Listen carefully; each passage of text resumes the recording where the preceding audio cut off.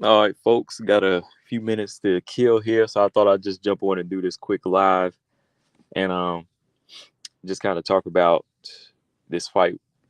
Maybe we'll see. Maybe one more time.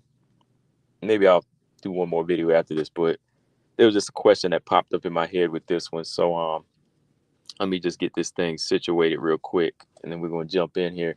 I got about like 10, 15 minutes, so I'm just killing some time. And instead of doing like a video, I said I'm gonna just jump on live and do a quick one here because I know this fight still got a lot of people up in their feelings. And to me, it's like at this point, hey, I'm not mad. We had a good fight, right? Marcus Bell, what's up, man? I'm gonna be on here like 15 minutes. I'm just in the transition to doing something real quick, so I said let me go ahead and do this quick one.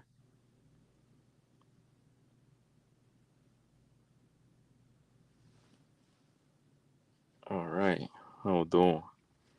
Great benefactor, what's up, man? All right, yeah. So, real quick, man. It's just a question that popped up in my head because after watching the fight again and just seeing people's reaction, last night in the live stream and mine, of course, and the reaction from both of the fighters. The question was Grasso Shevchenko to was the draw, was it a bad move for the sport? You know, what is it? Was it a bad move for the sport? Like when it came down to it, as far as the decision.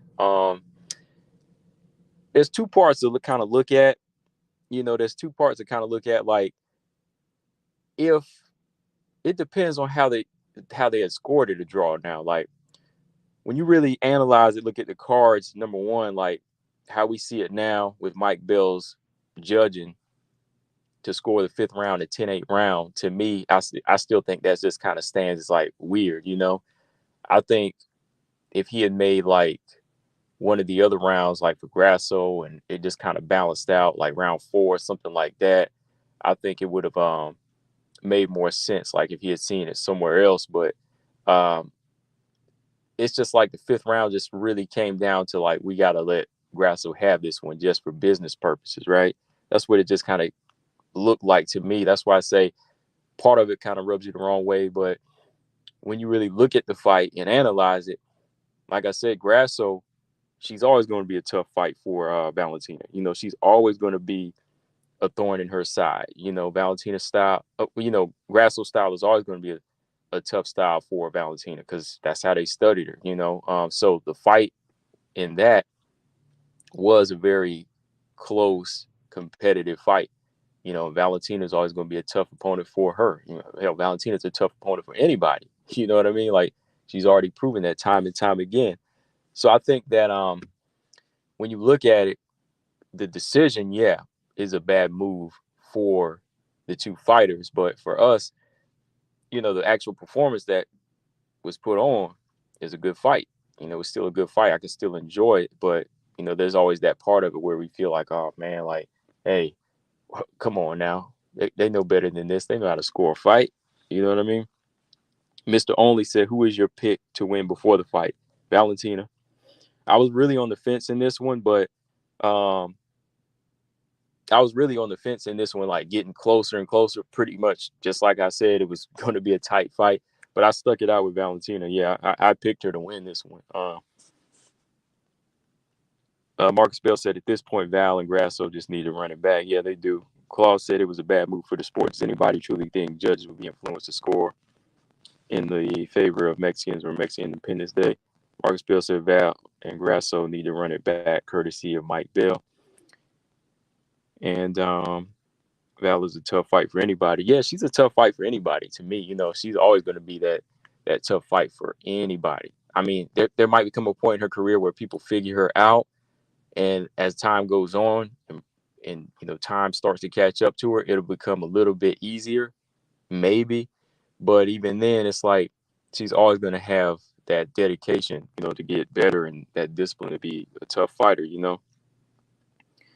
Um, if fights were held in Canada on Canada Day, most certainly judges would be inclined to score favorable to the Canadian fighters. Yeah, but sometimes they just don't make no sense, right? Like there's always going to be that point where people still want the real. That's how I am. Like, if it's in my home country or my hometown or whatever, and I feel like my fighter is losing, I'm gonna just take it up, chalk it up as an L. I'm gonna just be like, okay, well, my fighter is losing. I'll be like, hey, at least they tried. At least they put on a great performance. It's feel like Manny Pacquiao had a homecoming in the Philippines and he was fighting Marquez for the fifth time. If he was soundly getting outboxed by Marquez, or if it was back and forth like this, and there were some close moments, and okay, Pacquiao scores a knockdown, but Pacquiao's getting outboxed for the majority of the fight. I'm gonna be like, oh man, like he's doing great. This is a good fight, but dang man, like he about to lose. And I think, in all honesty, some people would want that, but sometimes you feel it when people ride with their country, they like, hey, we just ride for it. Coach Mick said Alexa Grasso won hands down. I don't think it was hands down. I don't think it was hands down because, you know, for one, Grasso said she was fine with the draw. To me, if you were cool with it, to me, if you feel like you won, you wouldn't be cool with it, right? To say hands down, I mean, come on, you got to say it was a close fight. Like, that's what I'm saying. You gotta learn how to watch these fights, with an unbiased eye and just look what's going on. Like, again, I see what Grasso's doing. I see what she's doing, and yeah, if you feel like she edged it out, cool. But when you just say like it was convincing, no, it wasn't that convincing.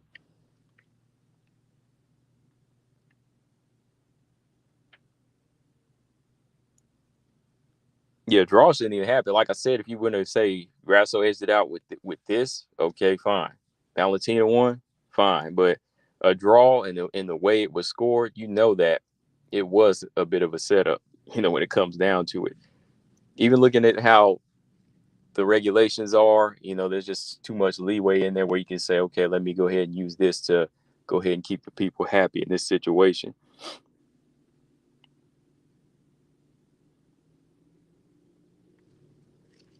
Yeah, her takedown defense is a little suspect. Hold on one second, y'all.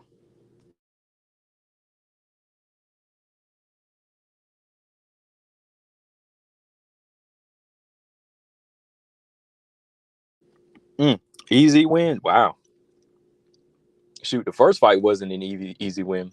First fight was a shocking end. It was exciting. But even the first fight wasn't an easy win. But this one an easy win? Nah, not really. Yeah, you want to say she edged it out and won the fight in a competitive fight. Yeah, for sure. But easy? Whew, ain't no easy fights in there. Even Grasso would tell you that. Come on now.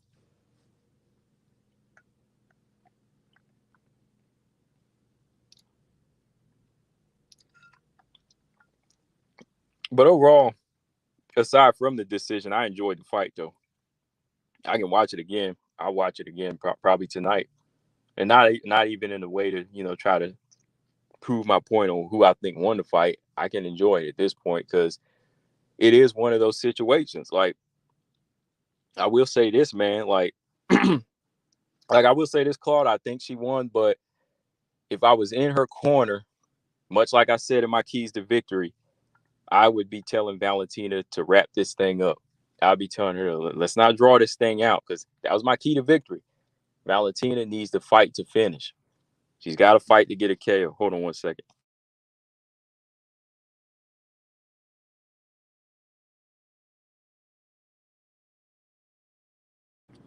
Okay, I'm still here.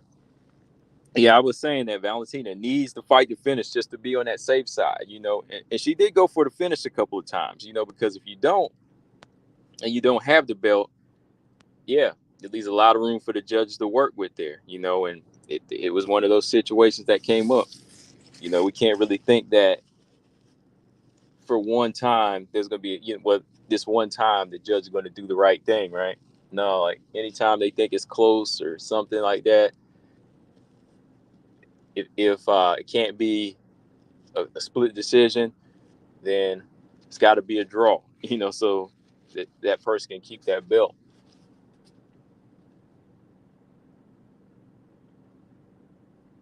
Yeah. Alexa was losing the first fight. Yeah, but she was losing this one too. Because even the same situation, in round 3 it was 2-1.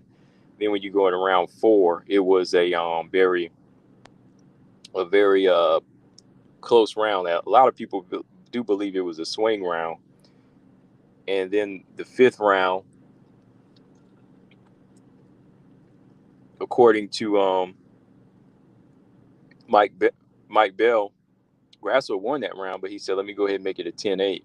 you know, and even then, that only gave her 2 rounds. So really, only two judges gave Valentina 3 rounds to 2. But to make it a draw, he had to make it a 10-8 on Grasso's side, right? So he did have Valentina winning the majority of the rounds too.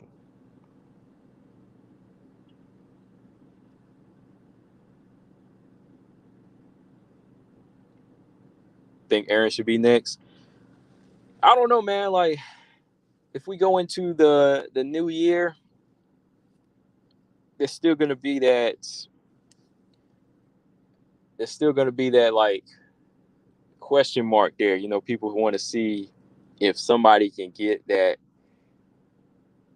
that definitive win to close this thing out. And I know a lot of people are at this point hoping it'd be Grasso, so it'll be 2-0 with 1 draw, just so they can shut this thing down. Because if Valentina wins, then they'll be 1-1-1, and then we'll be in like that Figueiredo Marino situation. Because Marino won the first fight, right? And wasn't the second fight a draw? Yeah.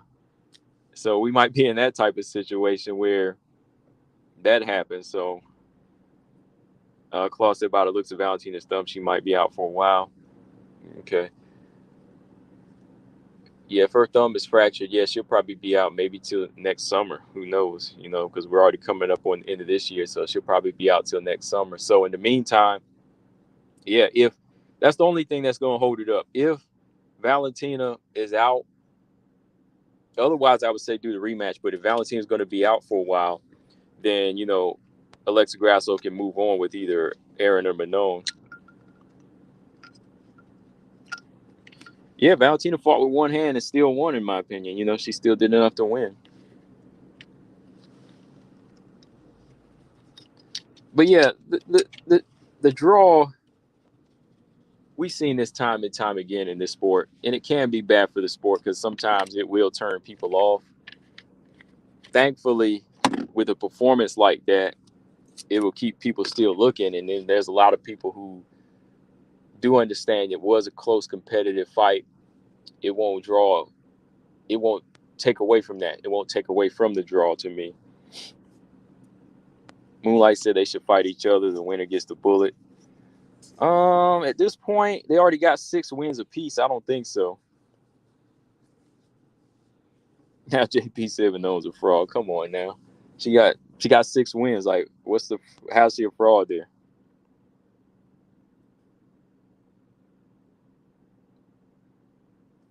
Claw says surprised Val was able to get through that fight by the look of her hand. I saw her hand that looked pretty bad. Yeah. Yeah, she made it through. I mean, I understand why she wanted to quit. But yeah, I just wanted to get on here and do a little live. I'm about to jump off of here. And just wanted to get some people's takes on it. All right.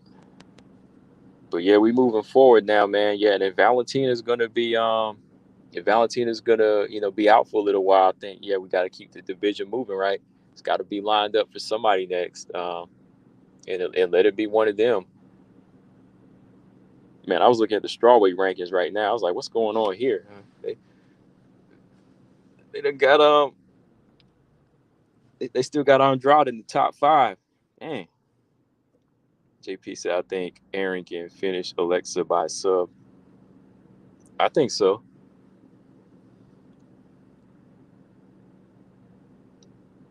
Mr. Only said Aaron versus Alexa, winner fight Val. JP said, "What's the point in giving Manon the title shot? She's not beating Alexa." I mean, who says like that's why she's up there? You got to make the fight happen. What's the point of giving Aaron the title shot? Like, it's not a guarantee because if you're saying it's a guarantee, then it doesn't need to happen, right? If it's a guarantee, like I need to know what you see to make it a guarantee. Like, I think Aaron could probably beat Grasso, but I need to see it happen, right? It needs to happen because if that was the case, then they would just give her the belt, right?